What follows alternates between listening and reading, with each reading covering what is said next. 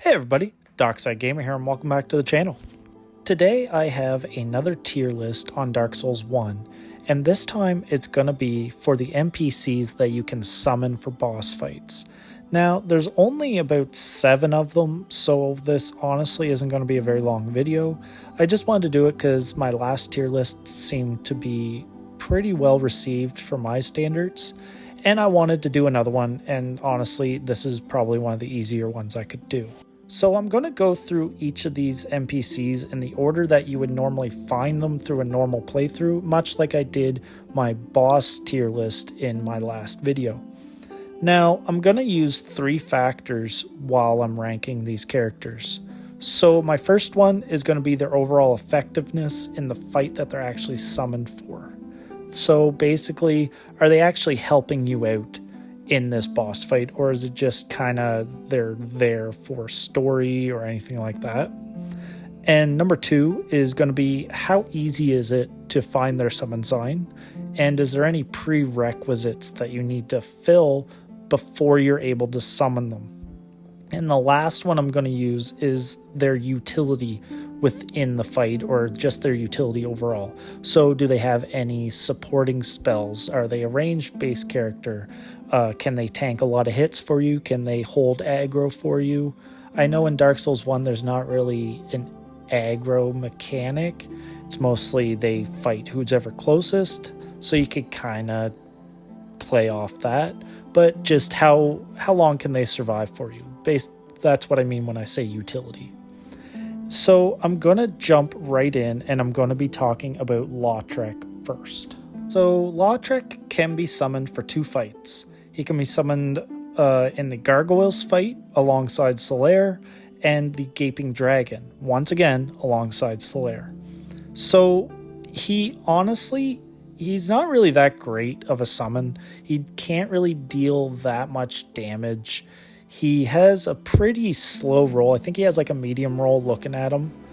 And he just can't take that much damage. He's overall not that helpful in the fights. He can take a few hits, which is less than what you'd be taking, but it kind of whatever. And the only way you can actually get him summoned is if you rescue him from his cell in the Undead Parish. Now, for people who might not know that that's even a thing, they might bypass him altogether, and then he just magically appears in Firelink, and you wouldn't even know he can be summoned for these boss fights. But he can. Now, when he is actually able to be summoned, his summon sign's pretty easy to find. Like the Gargoyles summon spot is literally right outside the fog wall, and the one for the Gaping Dragon is just 1 level up from where you enter the boss arena itself. So I'm going to place Lautrec in the C tier. He's obviously not really that useful in my own mind, and I would maybe summon him every once in a while if I absolutely needed help when I first started out, but honestly, he's not that great. So C tier. Next up is Solaire. He can be summoned for 5 different boss fights throughout the game, and honestly, every single one he is effective, except really Centipede Demon and Gwyn. I'll get into why in a minute. But he can be extremely effective in most boss fights, mostly because of his Lightning Spear. For some of the other boss fights he can be summoned for, like Gargoyles, Ornstein and Smo, and Gaping Dragon, like I stated before, he can throw Lightning Spears, and they deal a lot of damage. If you've seen my other videos, Lightning Spear is a great miracle starting out, and especially for those early game bosses that you can summon him for, he can deal a lot of damage out. Now, he can take a fair amount of damage himself, and this is especially helpful when going up against Ornstein and Smo, so you'd be turning that fairly difficult 2v1 into a little bit more manageable 2v2, but Solaire will go down probably during the first phase of the fight, but at least he'd be able to deal out a half decent amount of damage, especially against Smo. Now, his only downside is against Centipede, he always runs right into the lava, so he's not really that useful unless Centipede comes to you and Solaire will actually stay on the land. Against Gwyn, he can be somewhat helpful as long as he's not trying to use lightning spear, because Gwen is very resistant to lightning, and like his AI just doesn't really think about that. But overall, I think he is a great summonable NPC. He's a great character. His summon sign is always extremely easy to find. Generally, they're right outside the boss room, and they're glowing bright yellow, so it's pretty hard to miss. And as long as you follow his storyline, you'll be able to summon him in all the fights that he's available in. I'm going to put Solaire in the S tier, and I think everyone may agree with me on that one. He belongs in the S tier. Next up is Paladin Leeroy. Now, this one was a little weird for me to rank, mostly because maybe a lot of people might not realize that he can be summoned where he's actually able to be summoned, because it's on a ledge within the catacombs. But he can be summoned right before Pinwheel. So if you looked at my boss tier list, Pinwheel ranked pretty low just based on how easy he is. So the fact that they would put someone like Paladin Leeroy, who can actually deal a fair amount of damage out, it just doesn't make any sense. Why would you put such a decent summonable character before such an easy fight? The only reason I would summon Leeroy is mostly for clearing out the catacombs itself. And even then, his summon sign is extremely easy to miss because it's on a ledge within the area where the bone wheel skeletons are. So if you miss that drop or you don't realize it's there, you could run right past and you never summon Paladin Leeroy ever. So I don't really understand why they would put him just before one of the easiest bosses in the game. That's just my opinion. And honestly, it just doesn't make sense. I don't know why they would do it, but it is what it is. I'm going to put Leeroy in the D tier, mostly because of where he is, how hard it is to actually find a summon sign, especially if you don't even know it's there. And it's just odd placement in my opinion. So D tier. Next up is Maneater Mildred. Now, she originally invades you down in Blighttown, and then you're able to summon her just before Quelaag. This, honestly, you might not even come across, because if you are hollow down in Blighttown and you don't have any humanity and you don't turn human and you just go straight to Quelaag, you'd never know that Maneater Mildred even exists. And honestly, she could probably solo Quelaag. And if people do pyromancy only runs, that's generally one of the strategies that people use. I think it's one of the only strategies people use is to use Maneater Mildred, because she has a fairly decent fire resistance, puts out a good amount of damage to Quelaag. The only downfall is that she gets stun locked by the lava fairly easily. Even though it doesn't do a whole lot of damage, it can still stun lock her enough that she will die against Quelaag. Now, the summon sign obviously is just outside the boss room, so it's not hard to find. It's just defeating her when she invades you is a little bit tricky, but there is a little bit of a strategy you can use to take out Mildred. That would make it a bit easier by using the lift within Blighttown itself.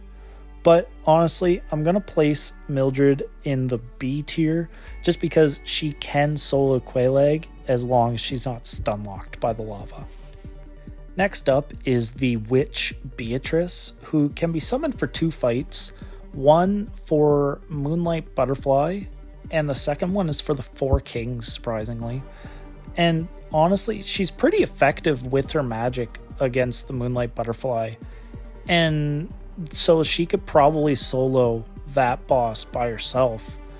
It's against the Four Kings where she struggles a lot, mostly because when you summon her for Four Kings, her spells haven't improved. She's still using like heavy soul arrow or maybe just soul arrow, and her damage output is pretty much the same as against Moonlight Butterfly. But Four Kings have a much higher health bar than Moonlight Butterfly, obviously. So she's not nearly as effective. And her physical defense is just not great. So if she tries to get close to Four Kings at all, she's probably going to get 1 or 2 shot. So, it's not really that helpful. Her summon sign, honestly, just before the Moonlight Butterfly is kind of hidden. I never really knew it was there until like I took like a couple seconds to look around when I was human, and I seen something glowing under a bush beneath a staircase just before the boss room, and that's where her summon sign is. The one for Four Kings is literally just outside of the boss room, so it's a little bit easier to find. So that's not terrible, but the one just before Moonlight Butterfly, that's the one that's pretty hidden that maybe a lot of people might miss.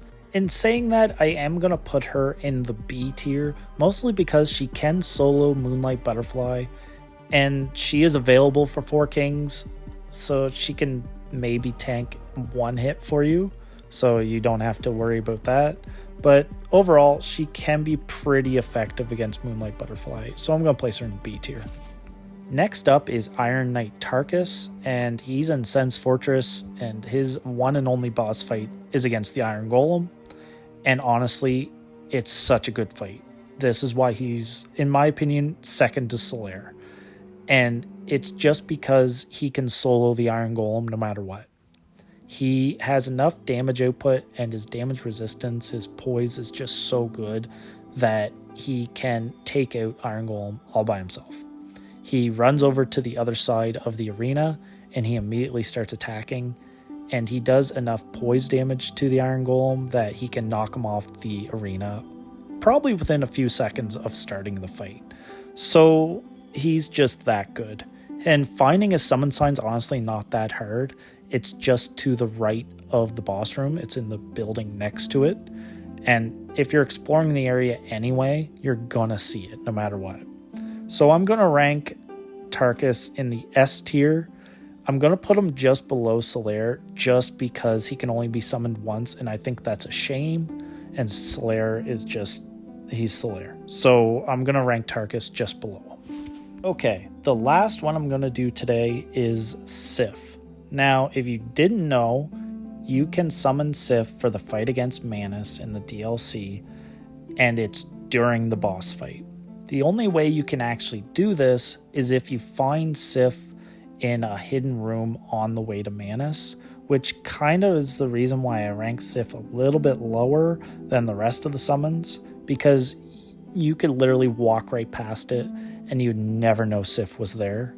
And the fact that you can summon it in the boss fight, which although it's a very cool mechanic, can get you killed if you're focusing on summoning Sif right away. And honestly, Sif will help some, but it dies fairly quickly. It doesn't really do a whole lot of damage to Manus himself. I don't want to say it's a waste of time, because honestly, any help in Dark Souls is good help. It's just the fact that you have to try and find the summon sign at the start of the fight if you want to summon Sif immediately. And then you have to try and dodge Manus while you're in the middle of summoning. So that could draw your attention and get you killed. And like, Sif can distract Manus a little bit, but overall, it might hurt you more than help. But like I said, any help is decent help. So I am going to rank Sif just before Lautrec in the C tier, just for the simple fact that summoning within the boss room, while cool, it can be a little distracting, and you could miss Sif altogether if you don't know where the hidden room is.